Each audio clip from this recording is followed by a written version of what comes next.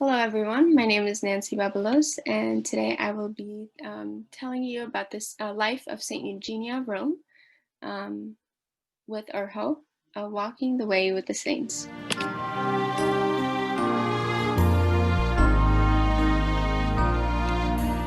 Some background information about Saint Eugenia. Saint Eugenia was a beautiful Roman daughter of Philip and Claudine.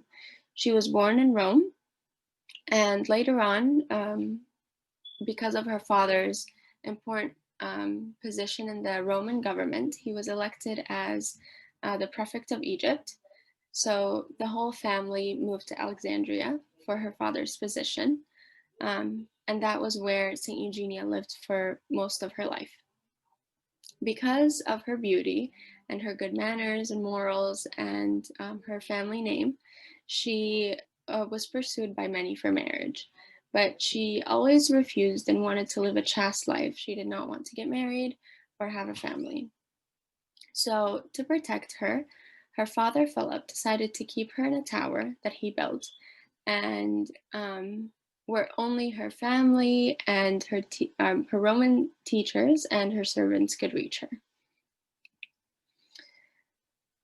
While she was in Alexandria, Saint Eugenia learned about the epistles of Saint Paul, and that was during a time where Christianity and Christians were very persecuted by the Romans, and she wanted to become a Christian, but she did not have the opportunity or the freedom to.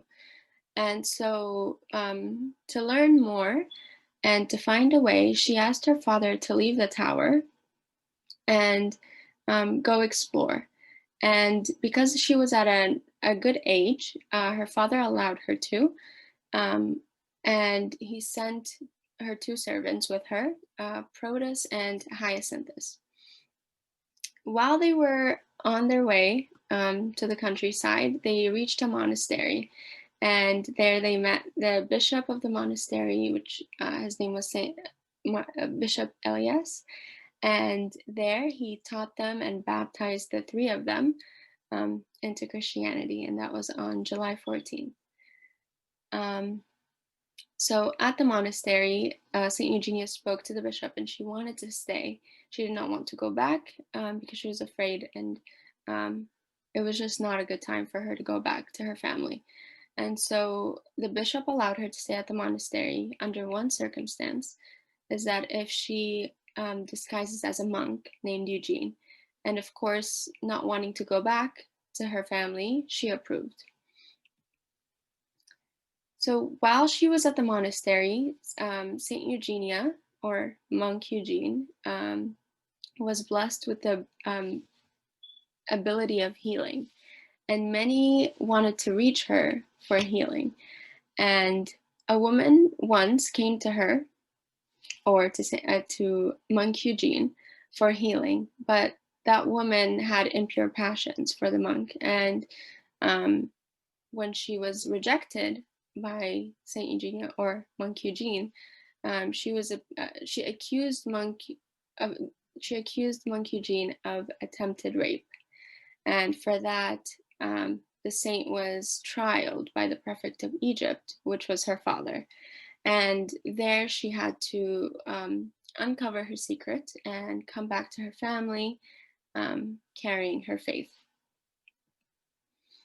So when she was back, her family was very happy to have her because they thought they had lost her, or she was lost somewhere in the countryside. And they were very happy that she was back. And when she was back with them, she introduced them to Christianity, and they were very excited. Then they were very happy, and they all decided to get baptized into this beautiful faith. And because of her father's high rank in the government, he was taken out of his position. And while he was taken out, the Christians of Alexandria decided to elect him as their bishop. And of course, he approved, but also during that time, the new prefect of Egypt decided to assassinate him. But that was kept in secret. No one knew kind of how he was killed. After the death of Saint Philip, Saint Claudine decided to take all of her children and move to Rome.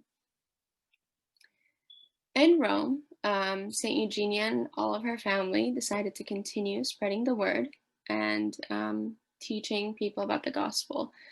However, Saint Eugenia focused on younger girls and their faith journeys. And one of those girls was of imperial lineage, and her name was Basilia. And she heard of Saint Eugenia and wanted to reach her, and so she wrote to her. And Saint Eugenia responded by sending her two helpers, Protus and Hyacinthus, to teach and baptize Basilia. After Basilia was baptized,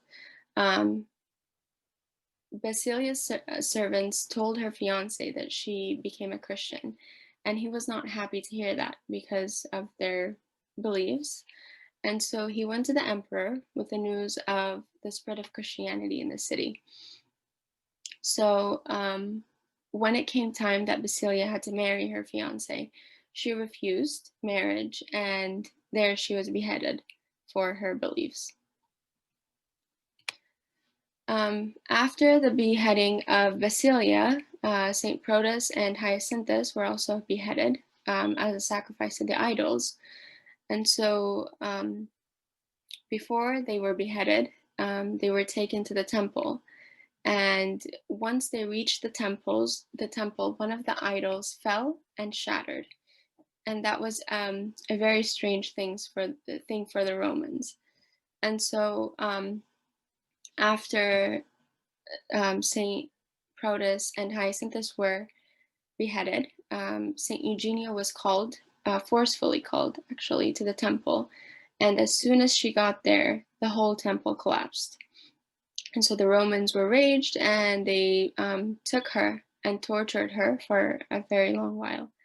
And but during that whole time, she was unharmed.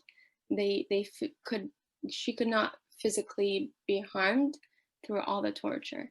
And so they later put her in a pit for 10 days before they killed her.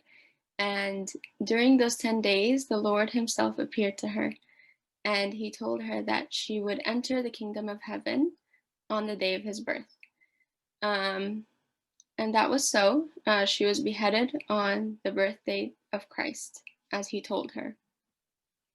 So that was the story of Saint Eugenia of Rome. Thank you so much for listening, and God bless.